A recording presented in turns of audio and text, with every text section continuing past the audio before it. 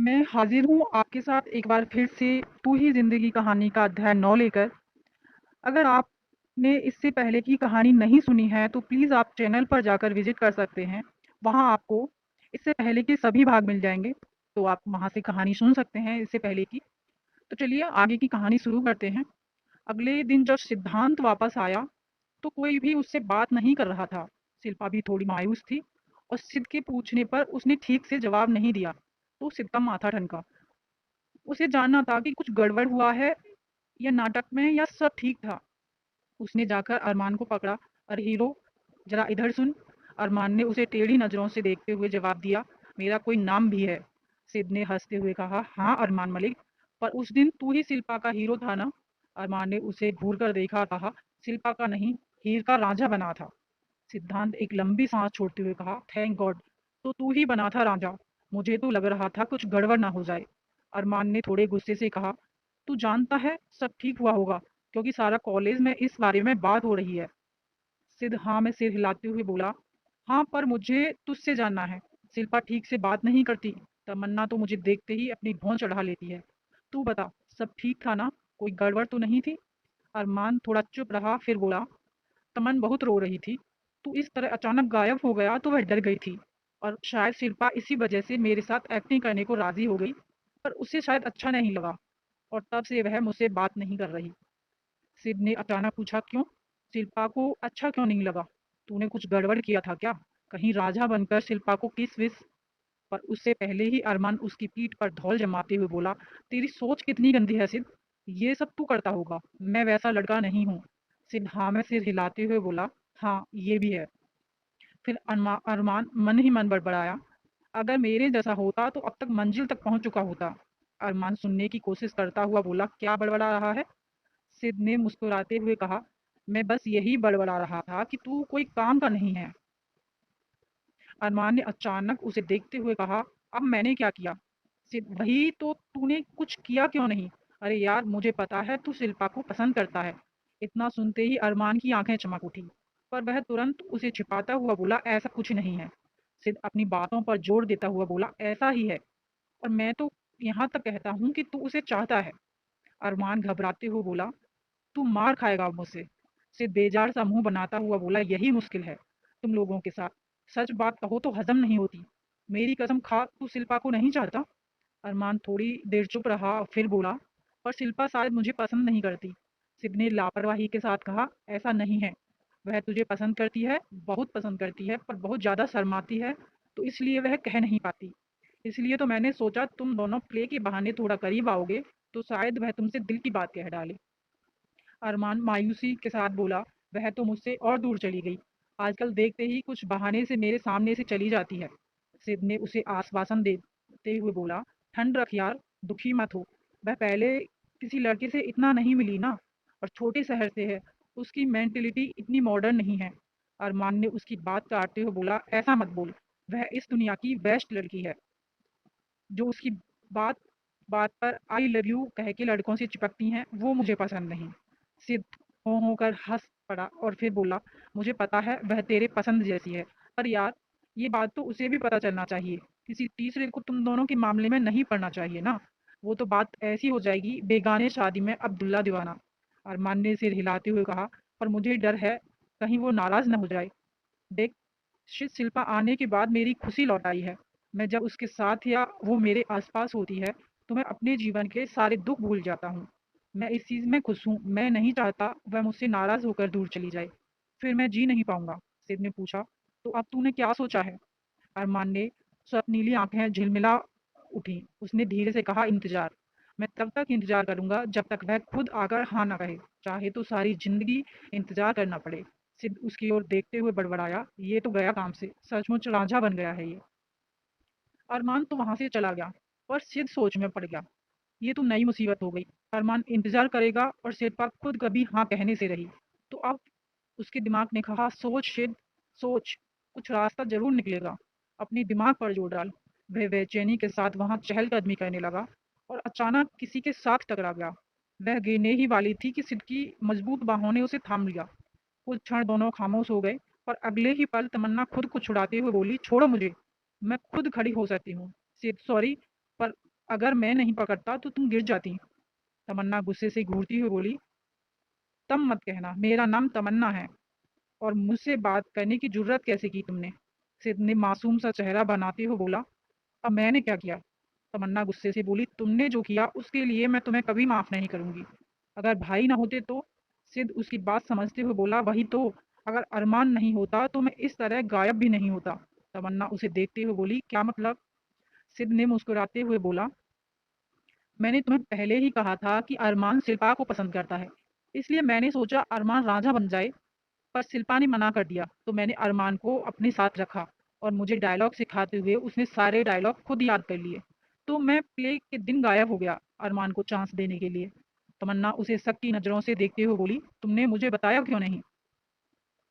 सिर्फ ना में सिर हिलाते हुए कहा, पहली बात कहते हैं दीवारों के भी कान होते हैं। मैं बताना तो अगर गलती से भी शिल्पा को भनक पड़ती तो वह पहले ही नाटक में हिस्सा लेने से मना कर देती। दूसरी बात, तुम्हें बताता तो तुम घबराकर इतना रोना धोना नहीं करती और शिल्पा का दिल नहीं पिघलता। तमन्ना ने कुछ जवाब नहीं दिया, बस उसे देखती रही। अचानक सिद्ध पैर घुटनों पे मोड़कर जमीन पर बैठ गया और हाथ जोड़कर बोला, मैंने जो किया आपके भाई के लिए किया महारानी जी। वो बहुत खुश है। वो मेरी फांसी की सजा माफ करें। मुझे जल्लादों से डर लगता है। उसकी इस नौटंकी पर तमन्ना हंस पड़ी। सिद्ध बहुत दिनों बाद उसे इस तरह हंसते देख रहा था। तमन्ना अपना हंसी रोककर बोली, चलो माफ किया, बस इसलिए कि भाई सच में बहुत खुश हैं। एक ताजगी आ गई है भाई के चेहरे पर और भाई ने फिर से गुनगुनाना शुरू कर दिया है। कल तो अपना पुराना गिटार भी झाड़ पोंछ कर साफ कर रहे थे और मुस्कुराए जा रहे थे, लगता था कोई सुहाना सपना देख रहे हैं।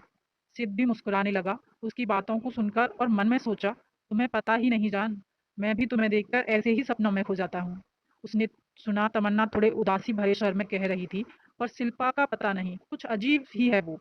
सिद्ध उसे आश्वास देते हुए बोला, ऐसा नहीं है तम, वो बहुत शर्मीली है और मैं हूं ना, सब ठीक कर दूंगा, तुम टेंशन मत लो। तमन्ना उसकी बात पर मुस्कुराते हुए थैंक्स कहा और चली गई।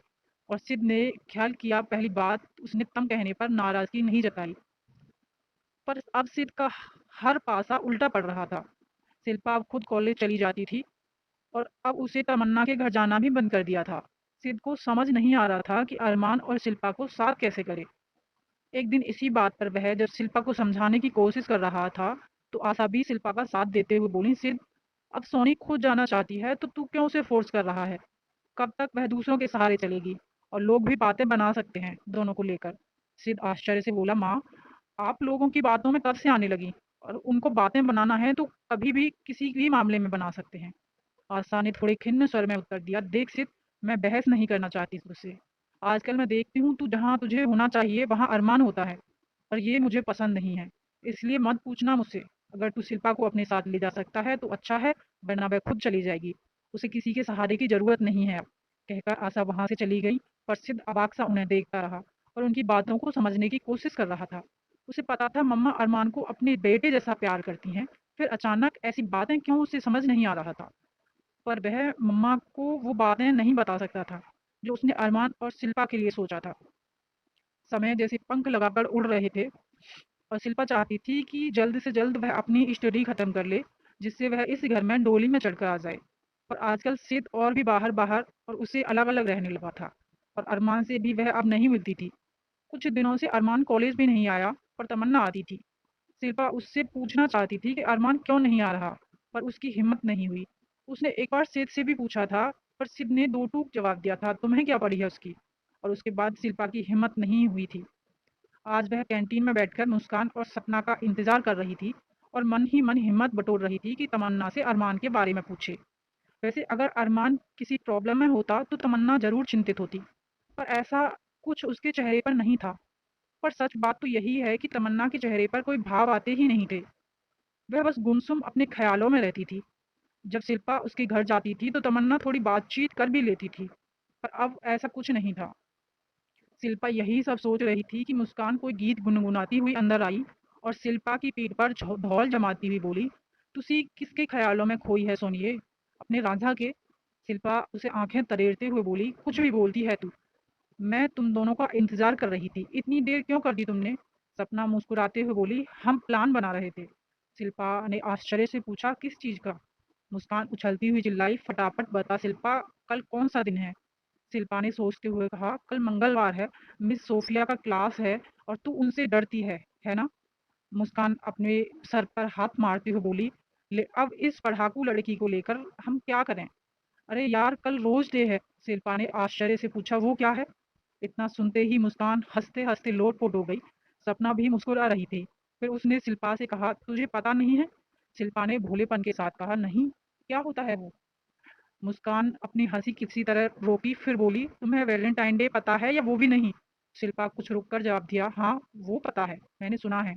मुस्कान हंसते हुए बोली, तो सुन, उससे पहले कुछ और डेज होते हैं, रोज डे, प्रपोज डे, किस डे वगैरह वगैरह। शिल्पा ने सिर हिलाकर कहा, अच्छा, पर ये सब क्यों होता है? फिर अपनी सहेलियों को हंसते हुए देखकर वह धीरे से बोली, कल क्या होता है?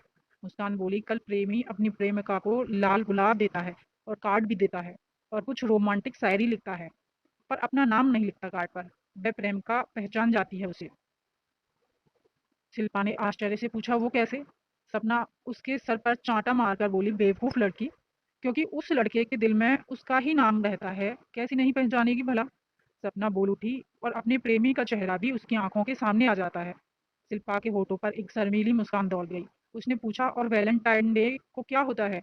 मुस्कान बोल उठी, कहते हैं उस रात को 12 बजे अगर कोई लड़की अपने प्रेमी का इंतजार करे तो वह उसे जरूर मिल जाता है।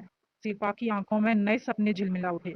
उसे भी अब उस क्षण का इंतजार था जब सिद्ध उस दिन रात को उससे मिलने आएगा और वह जरूर उसका इंतजार करेगी। रोज डे एक सुहानी सुबह। शिल्पा नींद से उठकर मुस्कुरा उठी। आज वही दिन है जब प्रेमी अपनी प्रेमिका को कार्ड और गुलाब गिफ्ट करता है। यही कहा था ना मुस्कान ने? और पता नहीं क्यों शिल्पा को भी ऐसा महसूस हो रहा था कि कोई उसे आज गुलाब भेंट करेगा और शिल्पा को भी पता चल जाएगा उसका प्रेमी आखिर कौन है। शिल्पा ने खिड़की की तरफ देखा, जहां दो लवर्स बैठकर गुनगुना रहे थे। उन्हें देखते ही शिल्पा का मन खिल उठा।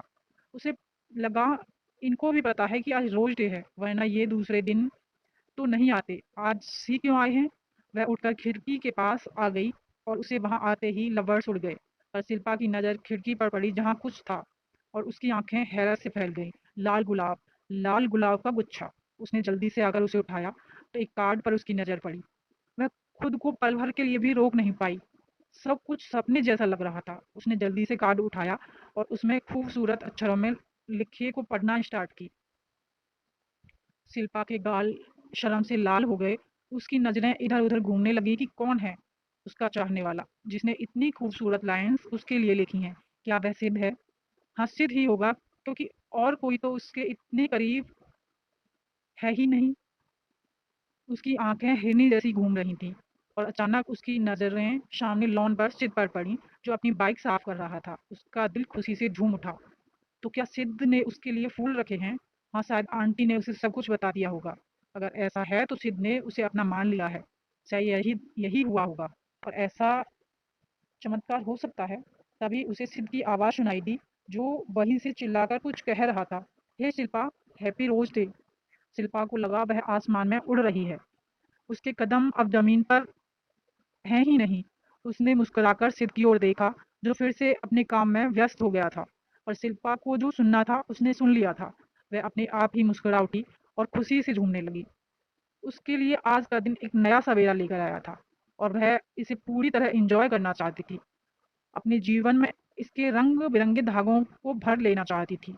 वह अपनी कल्पनाओं की खूबसूरत दुनिया में जब खोई हुई थी, तब उसे पता ही नहीं चला कि अरमान ने न जाने कितनी बार उसे फ़ोन किया और करता रहा। उधर सिद्ध भी खुशी से झूम रहा था। उसका प्लान कामयाब था। उसने अरमान को जो कहा था शिल्पा के लिए लाल गुलाब रखने और कोई खूबसूरत सा कविता लिखकर उसके साथ रखने को, क्योंकि शिल्पा अरमान की लिखावट पहचानती थी। जब शिल्पा ने कार्ड पढ़ते ही सिद्ध की तरफ मुस्कुराकर देखा तो सिद्ध का दिल भी झूम उठा। इसका अर्थ है कि शिल्पा भी अरमान को चाहती है, पर बोल नहीं पाती।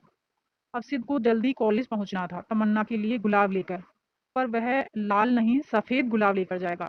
तमन्ना को लाल गुलाब देने की हिम्मत नहीं थी, पर सफ़ेद देकर दोस्ती के लिए एक कदम तो बढ़ा ही सकता है। शिल्पा कॉलेज आ गई, पर उसे सिद्ध नहीं दिखाई दिया।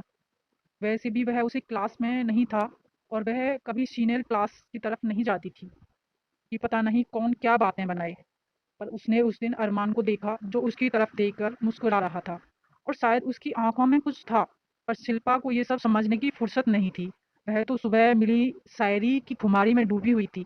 पर उसने सपना और मुस्कान को कुछ नहीं बताया, क्योंकि उसे डर था, पता नहीं मुस्कान और सपना आज अपनी ही दुनिया में व्यस्त थे। सपना का होने वाला पति जो कल ही अमेरिका से आया है सिर्फ सपना से मिलने, वह उसके ही ख्यालों में खोई थी। और मुस्कान का मूड कुछ उखड़ा हुआ था, क्योंकि उसके बॉयफ्रेंड ने उसे गुलाब गिफ्ट करने में थोड़ी देर कर दी थी। उसका बॉयफ्रेंड राहुल उसी के साथ इसी कॉलेज में था, जो सुबह से मुस्कान को मनाने के चक्कर में उसके पीछे पीछे घूम रहा था। शिल्पा जब कॉलेज से वापस आई तो देखा आशा आंटी के सहकर्मी आए थे, और आशा आंटी उनसे बात करने में व्यस्त थी। शिल्पा को देखते ही आंटी ने उसे बुलाकर उनसे परिचय करवाया। अंकित आलूवालिया और अपनी नई नवेली पत्नी को उनसे मिलवाने के लिए लाए थे, तो आंटी ने उन्हें डिनर के लिए रोक लिया था। शिल्पा तुरंत रसोई में आ गई और उनके लिए कुछ स्पेशल डिशेस बनाने में ऐसी बिजी हुई कि सिद्ध या रोज डे की बात उसके दिमाग से ही निकल गया था। अगले दिन प्रपोज डे था, पर न सिद्ध और न ही अरमान अपने दिल की बात अपनी अपनी प्रिया से कह पाया था। अगले दिन चॉकलेट था, और जब शिल्पा कॉलेज से आई तो उसने अपने कमरे में अपनी पसंदीदा चॉकलेट बॉक्स मिला तो वह यह सोचकर झूम उठी कि सिद्ध ही है जो उसकी पसंद को जानता है, और उसने ही कमरे में चॉकलेट रखा होगा। उसने जल्दी से रैपर फाड़ा और ख्याल ही नहीं किया कि उस पर अरमान का नाम लिखा था। पर अगले दिन जब वह कॉलेज गई तो अरमान उसके पास आकर उसे हैप्पी टेडी डे कहते हुए उसकी तरफ एक प्यारा सा मोटू सा टेडी बढ़ाया, तो वह चौंक गई। उसने उसकी तरफ शंका भरी नजरों से देखते हुए पूछा, ये क्यों?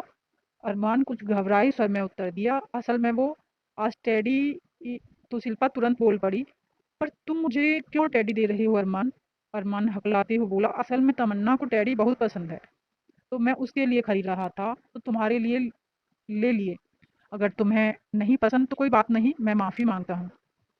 शिल्पा को लगा अरमान उदास हो गया है, तो उसने उत्तर दिया, नहीं ठीक है, मुझे अच्छी लगी ये टेडी, पर प्लीज़ आगे से कोई गिफ्ट मत देना, मैं यूं ही किसी से गिफ्ट नहीं लेती। अरमान ने ओके में सिर हिलाया, पर शिल्पा को टेडी लेते हुए देखकर उसकी आंखें चमक उठी। अब शिल्पा को इंतजार था वैलेंटाइन डे का, जब रात को 12 बजे वह अपने वैलेंटाइन को देखना चाहती थी। उसके कानों में मुस्कान की बातें बार बार गूंजती कि उस रात हम जिसे चाहते हैं वो जरूर आता है। उधर सिद्ध अपनी प्लानिंग बना रहा था। वह सीधा अरमान के पास आया और उसे बताया कि वह रात 12 बजे जरूर सिद्ध के घर के बाहर शिल्पा के कमरे के सामने आए, क्योंकि उसे पूरा विश्वास है शिल्पा उस दिन उसका इंतजार करेगी। अरमान बिल्कुल भी ऐसा करना नहीं चाहता था, पर सिद्ध ने उसे थोड़ा ज्यादा ही बढ़ा चढ़ाकर कह दिया कि शिल्पा उसकी शायरी पढ़ते ही कैसे खुशी से पागल हो गई थी। वह उस दिन टेडी को अपने सीने से लगाए फिरती है। ये सब सिद्ध का कहना था। शिल्पा जैसी लड़की किसी को चाहते हुए भी खुलकर कह नहीं पाती, पर अगर अरमान अपने कदम आगे बढ़ाए तो वह जरूर एक दिन अरमान के सामने अपने प्यार का इजहार कर देगी। शिल्पा के मन में बहुत कुछ चल रहा था। अभी कॉलेज में लड़के लड़कियां सिर्फ इन्हीं बातों में मशगूल थे कि किसे वैलेंटाइन बनाया जाए, किसे गुलाब भेंट किया जाए, किसे प्रपोज किया जाए। मानो कॉलेज में स्टडी नहीं, इन्हीं सब की ट्रेनिंग दी जाती हो। सभी एक रंगीन सपनों की दुनिया में खोए हुए थे, और ऐसी बातें करके खुश भी हो रहे थे। मुस्कान और राहुल की दोस्ती हो गई थी, और सपना तो अलग ही दुनिया में थी। उसने शिल्पा को बताया था कि जब उसके अभिभावक ने फैमिली फ्रेंड के बेटे अमित के साथ उसकी शादी की बात की तो वह कैसे गुस्से में बिफर उठी थी, क्योंकि उसे लगता था जिसको वह जानती तक नहीं उससे कैसे शादी कर सकती है। पर जब उसने अमित को देखा और उससे बात की तो लगा मानो बरसों से जानती हो। सपना ने कहा था, देख शिल्पा, हम तो किसी को भी चुन लेते हैं अपने लिए, पर जोड़ी तो ऊपर वाले ने बनाकर रखी है, और सही वक्त पर वो हमें मिल जाता है। ऐसा भी कहा जाता है कि वैलेंटाइन डे की रात तो को तुम्हें तुम्हारा सच्चा प्यार मिल जाता है। शिल्पा के कानों में यही सब बातें गूंज रही थी, और उसका दिल कह रहा था कि भगवान जी ने उसकी जोड़ी, उसके और सिद्ध की जोड़ी तो बचपन में ही बना दी थी। आज अगर 12 बजे रात को सिद्ध को वह देख लेगी तो उसके दिल को पूरी तरह तसल्ली हो जाएगी कि सिद्ध ही उसका जीवन साथी है। इन्हीं बातों को सोचती पता नहीं कब नींद के आगोश में चली गई थी। अचानक बादल की गरजने से उसकी नींद टूट गई। उसने देखा जोरों से बरसात हो रही थी, और रह रहकर बिजली चमक रही थी। उसने देखा अरमान का गिफ्ट टेडी जो खिड़की के पास रखा था बारिश के पानी से भीग रहा था। वह जल्दी से उठकर खिड़की के शीशे बंद करने लगी, और बाहर बगीचे में नजर दौड़ाते ही वह कांप गई। वहां कौन खड़ा है? अरमान? वह क्यों वहां खड़ा है? उसने दीवार घड़ी की तरफ नजर डाली। रात के 3 बज रहे थे। तो क्या अरमान? पर क्यों? वह तो अरमान से प्यार नहीं करती। तो क्या अरमान उसके उसके दिल की धड़कन तेज हो गई? और तभी अरमान अपने बालों को झटकता हुआ उसकी तरफ देखा और उसे देखते ही अरमान के होठों पर एक प्यारी सी मुस्कान दौड़ गई। शिल्पा को लगा वह बेहोश हो जाएगी। इतनी बड़ी गलतफहमी अरमान ने कैसे पाल लिया? तो क्या वह दौड़कर आई और दराज खोलकर कार्ड निकाली और एक क्षण में वह अरमान की लिखावट पहचान गई। उसने किसी तरह खुद को संभाला और बेड पर बैठ गई। उसे समझ नहीं आ रहा था कि वह क्या करे, पर नहीं, उसे अरमान को सब कुछ बताना होगा। इससे पहले कि उसकी गलतफहमी और बढ़ती जाए, वह अरमान को सब कुछ साफ-साफ बता देगी। अरमान समझदार है, समझ जाएगा और उससे दूर हो जाएगा। जो वैलेंटाइन डे लोगों के जीवन में खुशी लाती है, उसी ने 3 लोगों की ज़िंदगी को अजीब उलझन में डाल दिया था। जब अगले दिन शिल्पा अरमान को समझाने गई और साफ-साफ लहज़ों में सब कुछ बताया, तो अरमान गुस्से से बिफर उठा। उसकी आंखें लाल अंगारे जैसी हो गईं और उसने कांपते स्वर में गरजा, तुम ऐसा कैसे कर सकती हो? अगर तुम मुझसे प्यार नहीं करती तो मेरे भेजे गुलाब क्यों लिए? और कार्ड पढ़कर तुम तो खुशी से झूम उठी थी। क्या तुम मेरी लिखावट नहीं पहचानती? शिल्पा ने आश्चर्य से उसे देखते हुए पूछा, तुम्हें किसने बताया कि मैं उस दिन खुश थी? अरमान गरजा, सिद्ध, और मैं जानता हूँ वो झूठ नहीं कहेगा। बोलो शिल्पा, तुमने ही उसे कहा था ना कि तुम मुझे चाहती हो? शिल्पा ने कुछ ठहरे हुए स्वर में उत्तर दिया, मैंने ऐसा कभी नहीं कहा अरमान। मैं किसी और से प्यार नहीं कर सकती क्योंकि मैं बचपन से ही सिद्ध से बन गई हूँ। हमारा विवाह हो चुका है। अरमान पागलों जैसा हंस पड़ा और फिर व्यंग भरे स्वर में उत्तर दिया, 2 साल की उम्र में शादी? तुम पागल हो गई हो क्या? मैं जानता हूँ तुम मुझसे प्यार करती हो, खुद को इस तरह क्यों धोखा दे रही हो तुम? शिल्पा ने गुस्से में बरस पड़ी, मैंने कभी खुद को धोखा नहीं दिया अरमान। वो तुम हो जो अपनी दुनिया खुद बनाते हो, कुछ भी सोचते हो और चाहते हो। तुम्हारे इशारे पर ये दुनिया नाचे। मैंने कभी तुमसे प्यार किया ही नहीं, कभी भी नहीं। हाँ, तुम अच्छे ज़रूर लगते हो क्योंकि तुमने मेरी बहुत हेल्प की है और मुझे समझा है, पर मैं इसे सिर्फ़ दोस्त ही मानती हूँ। तुम अगर चाहते तो मैं तुम्हारा अच्छा दोस्त बनकर रहना चाहती हूँ। पर उसकी बात खत्म होने से पहले अरमान हाथ झटकते हुए चिल्लाया, दोस्त? मुझे तुम्हारा एहसान नहीं चाहिए शिल्पा। अब से हम दोनों अनजान हैं। मैं जानता हूँ अपने माता-पिता का कातिल हूँ, अपनी छोटी बहन के दुःख का कारण हूँ। मुझसे कोई प्यार नहीं कर सकता, सारी दुनिया मुझसे नफ़रत करती है, मुझे खुद से दूर रहना पसंद करती है। बस एक गलती हो गई थी कि तुम्हें मैं उनसे अलग भी सोच बैठा था। जाइए मिस शिल्पा, अपनी प्यार भरी दुनिया में खुश रहिए। अब अरमान मलिक आपके रास्ते में कभी नहीं आएगा। कहकर अरमान वहाँ से आंधी की तरह निकल गया और शिल्पा बुत की तरह वहीं खड़ी रही। उसे एक बात समझ आ गया था कि सिद्ध ने ही अरमान के दिमाग में ये बात डाली है, पर क्यों? यह प्रश्न एक बहुत बड़ा उलझन बनकर शिल्पा के सामने खड़ा था। उधर सिद्ध बहुत खुश था। उसका प्लान कामयाब हुआ था। आखिर बहुत हिम्मत करके वैलेंटाइन डे की रात तमन्ना के घर जाकर अपने दिल की बात कह ही डाली थी और तमन्ना ने मुस्कुराते हुए कहा था, सिद्ध, आज भाई बहुत खुश थे। ऐसा नहीं कि मैं तुम्हें नहीं चाहती, पर भाई को अकेला नहीं छोड़ सकती थी। और तुमने शिल्पा और भाई को करीब लाकर मुझ पर बहुत बड़ा एहसान किया है, तो मैं तुम्हारा प्रपोजल स्वीकार करती हूँ। सिद को लगा वह साथ में आसमान पर है। उसने खुशी भरी आवाज़ में कहा, थैंक यू, तुम्हारा एहसान मैं कभी नहीं भूलूंगा। तमन्ना मुस्कुराते हुए बोली, सिद्धांत मोदी, एक अपाहिज लड़की को अपनाकर तुमने मुझ पर एहसान किए हैं, मैंने नहीं। सिद ने थोड़ा गुस्सा दिखाते हुए कहा, कभी ऐसी बकवास की ना तो मैं। तमन्ना हंसते हुए बोली, तो मुझसे अलग हो जाओगे क्या? सिद ठहाकर लगाकर उत्तर दिया, नहीं, कल ही मम्मा को लेकर रिश्ता मांगने आ जाऊंगा तुम्हारे भाई से। तमन्ना हंस पड़ी और बोली, सिद, मेरा दिल अभी भी घबरा रहा है। मैं चाहती हूँ शिल्पा भाई को स्वीकार कर ले और एग्जाम के बाद उसकी शादी हो जाए। जिस दिन भाई का विवाह होगा मैं खुशी से नाचूंगी। सिद अपने उसके हाथों में अपना हाथ लेता हुआ प्यार भरे स्वर में बोल उठा, मैं भी साथ डांस करूंगा। तुम मना तो नहीं करोगी? तमन्ना भीगी आंखों से ना कहते हुए उसके गले लग गई। शिल्पा सिद्धांत से पूछना चाहती थी कि उसने ऐसा क्यों किया, पर उसकी हिम्मत नहीं थी। वह अरमान से भी सामना नहीं करना चाहती थी, इसलिए कॉलेज जाना बंद कर दिया था। आशा के पूछने पर उसने सब कुछ बता दिया था, पर उन्हें अपनी कसम दी थी कि वह सिद्ध से कुछ न कहें। आशा को समझ नहीं आ रहा था कि क्या करें, पर उसे सिद्ध की नासमझी पर गुस्सा आ रहा था, तो वह खुद को काम में व्यस्त रखने के बहाने सिद्ध को नज़रअंदाज करने लगी थी। सिद्ध को लग रहा था कि कुछ गड़बड़ है, इसलिए उसने अरमान को पकड़ा और अरमान की बातें सुनकर वह सर पकड़कर बैठ गया। शिल्पा क्या पागल हो गई है? ये बचपन में शादी की बात कहाँ से आई? वह उस दिन जल्दी घर आ गया और सीधे शिल्पा के कमरे में गया। शिल्पा उसे देखकर समझ गई कि कुछ हुआ है, पर वह भी अब सिद्ध से बिना बात उलझना नहीं चाहती थी। तो कि आंटी ने उससे कहा था वह खुद उससे बात करेंगी। सिर्फ के पूछे जाने पर वह सिर्फ इतना ही बोली, मैं अरमान से प्यार नहीं करती और तुमसे मेरे रिश्ते की बात तुम जाकर आंटी से पूछ सकते हो। सिर्फ तुरंत मम्मा के कमरे में आ गया और उसके पूछने पर आशा ने इतना ही कहा, शिल्पा ने जो कहा सच है और तू उसके साथ जो कर रहा है वह बहुत गलत है। शिव ने आश्चर्य से पूछा, मैंने उसके साथ क्या किया? मुझे लगा वह अरमान से प्यार करती है, इसलिए मैंने अरमान से कहा था। आशा गुस्से से बोली, तू कौन है ये तय करने वाला कि वो किससे प्यार करती है या नहीं? ये सब प्यार व्यार के चोंचले आज के ओवर स्मार्ट लड़के लड़कियों की हैं और शिल्पा ऐसी नहीं है। सिद्ध के स्वर में व्यंग था। और आप लोग कौन होते हैं ये तय करने वाले कि मैं किससे शादी करूंगा, किसे अपना जीवन साथी चुनूंगा? आपने सोचा भी कैसे कि मैं इन सब बकवास पर विश्वास करके किसी से भी ऐसे अपना लूंगा? आशा गुस्से से चिल्लाई, अपनी बातों पर लगाम दे सिर्फ, शिल्पा कोई ऐसी वैसी लड़की नहीं है। सिद्ध ने तुरंत उत्तर दिया, मम्मा चिल्लाओ मत, मैंने शिल्पा को बुरा कभी नहीं कहा, वह बहुत अच्छी है पर मेरे जैसी नहीं है वह। आशा की आंखें गुस्से से लाल हो गई थी। वह चिल्लाई, मैंने उसे अपना लिया है, तेरे पापा ने उसे बहुत पहले ही अपना लिया था।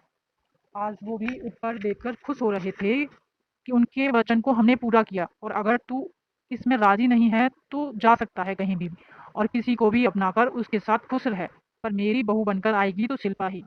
सिद्ध का गुस्सा इन सब बातों से और भी भड़क चुका था। उसने सामने रखे फूलदान को दीवार पर दे मारा और घर से निकल गया। सिद्ध घर छोड़कर जा चुका था, कहाँ किसी को नहीं पता। आंटी बहुत दुखी थी और खुद को बार बार कोस रही थी कि उसने क्यों सिद्ध को अंधेरे में रखा और बार बार शिल्पा से माफी मांग रही थी। वो अपना वादा नहीं रख पाई कि शिल्पा उसकी बहू बने और चाहती थी कि शिल्पा उनके घर बेटी बनकर रहे। पर शिल्पा जानती थी जब तक वो यहाँ है सिद्ध घर वापस नहीं आएगा और वह माँ बेटे के बीच दीवार नहीं बन सकती थी। तो एक दिन उसने मुंबई छोड़ने का फैसला लिया और अपनी पढ़ाई, अपने दोस्त, अपने सपने सब कुछ छोड़कर बिना किसी को बताए शिरडी लौट आई। पद्मा को आशा से सब कुछ पता चल चुका था और वह नहीं चाहती थी कि उनकी बेटी दुखी हो, इसलिए उन्होंने इस बात को यहीं खत्म करना उचित समझा और आशा से इतना ही कहा कि सिर्फ वापस आने पर उसे माफ कर गले लगा ले। यही उनकी विनती है अपनी सहेली आशा से। तो ये था कहानी का भाग 9। आपको कैसा लगा प्लीज़ कमेंट करके ज़रूर बताइए। इससे आगे का भाग मैं आपके साथ जल्द ही शेयर करने वाली हूँ। कहानी सुनने के लिए आप सभी लोगों का तहे दिल से धन्यवाद।